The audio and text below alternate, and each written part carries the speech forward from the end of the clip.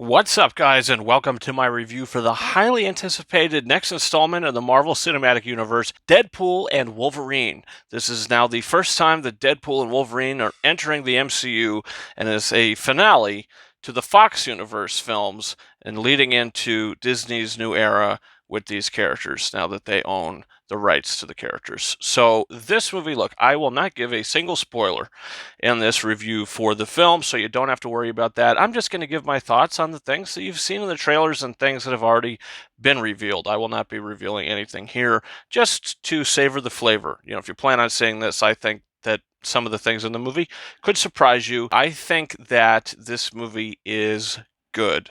I don't think this movie is great. I've seen so many rave reviews for this film, and I can see where their points are, but I just feel like the whole movie is not, I'll just say the chemistry between Ryan Reynolds and Hugh Jackman is fantastic. They are one of the best on-screen duos in cinematic history. I think they are terrific together. And I know the movie is called Deadpool and Wolverine, but there's other things happening in this movie too.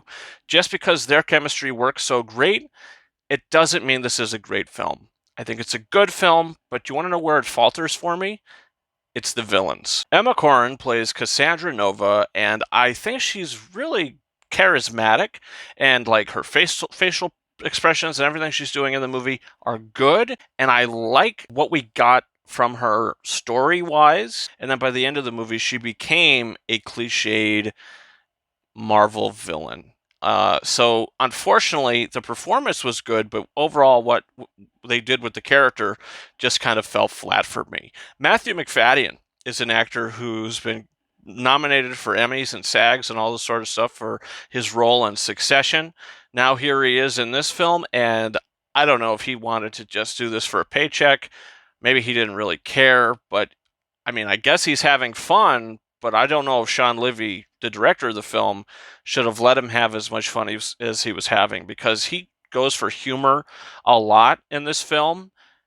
None of it worked for me. Every single time he tried to be funny, it fell flat. I was thinking, okay, not every character in this movie should be trying to pop jokes, and not every character does, but that's one that I don't think should have. And he was just a joke to me and unserious. And what he was doing in this movie and his plan, when that all kind of came out, you had such great seasons of Loki, particularly season 2, which ended in a really great way.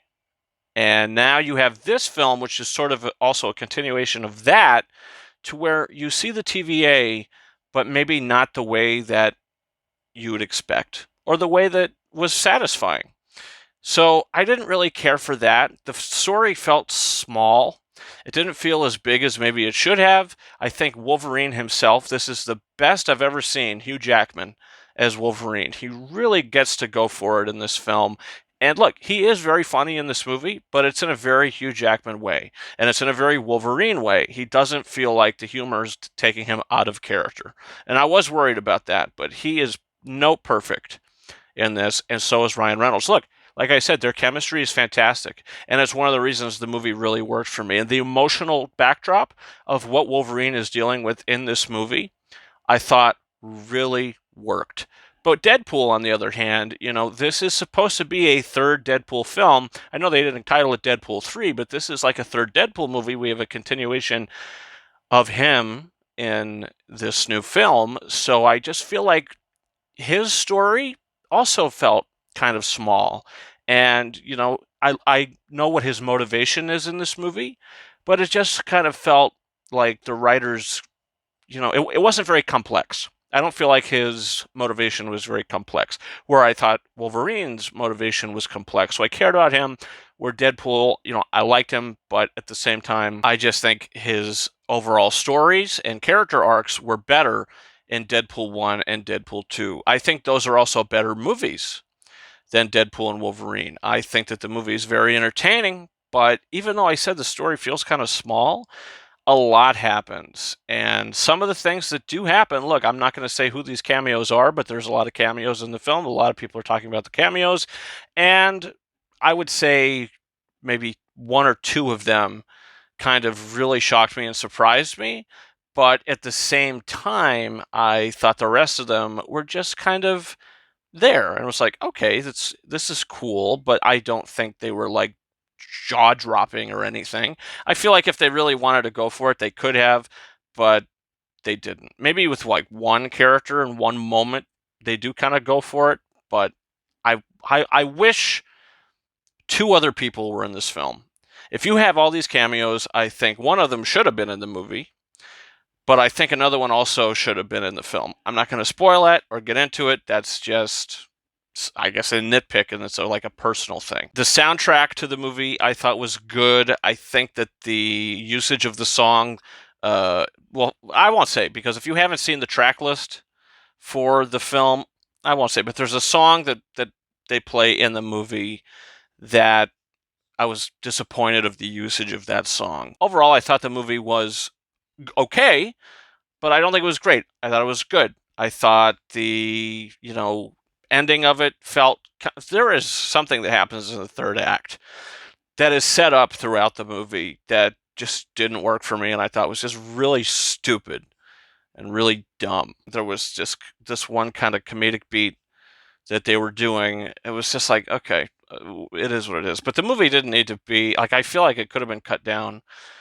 maybe 10 minutes or so. I mean, I just feel like it's a little too long. Like I said, the story feels kind of small, but it feels kind of overbloated at the same time with all the characters. It just doesn't really feel as focused maybe as it wants to be. And in the end of the day, look, I had a lot of fun with it. I liked it, but I don't think this is like a great movie with like a great story. I don't think this is a bad movie. I liked this movie. I just don't think it was great. So, in the end of the day, Deadpool and Wolverine, I'm going to give it 3.5 out of 5 stars, which is kind of disappointing to me. I mean, I'm a little disappointed by it because I wanted to like it more and maybe really be more invested into the story. But what you see in the trailers with like Deadpool, the story with him doesn't go any deeper than that. There's things hinted with the Wolverine thing that go a little deeper, but yeah, I don't know. I think it's fun, but it's like almost like a turn your brain off kind of thing. I like the way that it pokes fun at itself, and this is the first R-rated MCU movie, so I mean, a lot of respect to them for that. They don't hold back. I mean, this is extremely graphic. I mean, it's very bloody. Some of the CG didn't really work. I thought some of the effects weren't the greatest. But in the end of the day, it's a fun movie, and I think that, if you see it, you're going to leave and you're going to like it. I think overall, the majority of people are going to like this movie. I just don't know if they're going to love it. And I think if you just kind of focus on that relationship between Hugh Jackman and Ryan Reynolds and kind of not worry about anything else, I think you will love it. But unfortunately, those other things, that I didn't really like stood out kind of like a sore thumb. So I don't know. That's where I'm at. Save for the credits, there is a bit at the end of the credits, which is not anything that hints or teases at anything in the future of the MCU. It is just like to cap off a joke that was running throughout the film that I think was funny, which the movie does try for humor a lot. I thought maybe 75% of the humor worked. Maybe 80% of the humor worked. 20% didn't work. And a lot of it was to do with the Matthew McFadden character. So that's where I'm at with Deadpool and Wolverine, guys. Comment down below. Did you see the film? What did you think about it? Also, don't forget to hit that subscribe button. We got a lot of reviews coming in the future. I'm very excited to see some films that are hitting digital, like Thelma, Bad Boys for Life, or what is it called, Bad Boys Ride or Die. I'm really looking forward to those kind of things. Also, theatrical releases. I'm looking forward to seeing Alien Romulus, Beetlejuice, one of my most anticipated movies of the year. So definitely hit the subscribe button for a bunch of that stuff coming. And also, you can follow me on Twitter and/or X at RyanKing72 and Instagram and TikTok at KingRises131. That's been it for me. Thank you so much for watching my review for Deadpool and Wolverine. And from me and the popcorn bucket that I did get, which is quite large. It's larger than I thought it would be. But from us, we'll see you next time. Over and out.